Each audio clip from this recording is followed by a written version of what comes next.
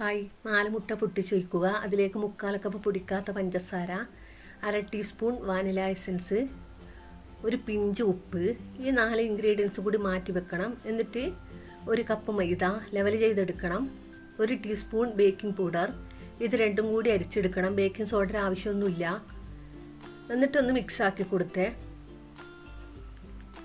ഇനി ഈ 4 മുട്ടയുടെ കൂട്ടില്ലേ, അത് നന്നായി ഹൈ സ്പീഡിലിട്ട് തന്നെ ബീറ്റ് ചെയ്തെടുക്കണം. ഇടയ്ക്ക് ഒന്ന് ചുറ്റിച്ചു കൊടുക്കണം. പഞ്ചസാരയൊക്കെ പുറത്തൊക്കെ ആകും.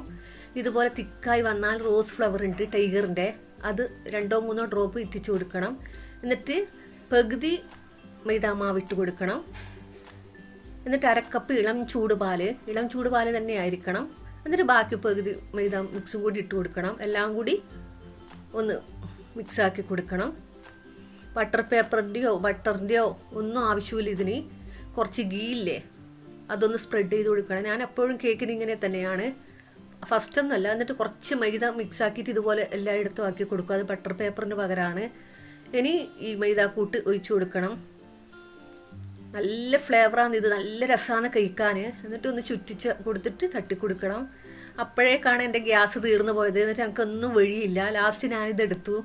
ഈ ടോസ്റ്റർ എടുത്തിട്ട് ഗീ സ്പ്രെഡ് ചെയ്തിട്ട് ഇതിൽ ഒഴിച്ചു കൊടുക്കാൻ തുടങ്ങി. അല്ലെങ്കിൽ ഇത് മാവൊക്കെ താണു പോയില്ലേ. എന്നിട്ട് അതിലുണ്ടാക്കാൻ തുടങ്ങി.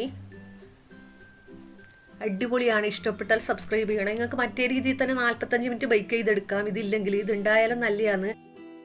നോമ്പിനൊക്കെ എന്ത് കടി ഇതിലുണ്ടാക്കാം. 1000 രൂപയേ വിലയുള്ളൂ. നല്ല സ്പോഞ്ച് കേക്കായി വന്നിട്ടുണ്ട്. ഈ ഗ്രീൻ ലൈറ്റില്ലേ, അത് ഓഫായാലും നമ്മൾ എടുക്കാൻ പാടുള്ളൂ. ഇനി ബാക്കി കൂടി ചെയ്തു കൊടുക്കുക.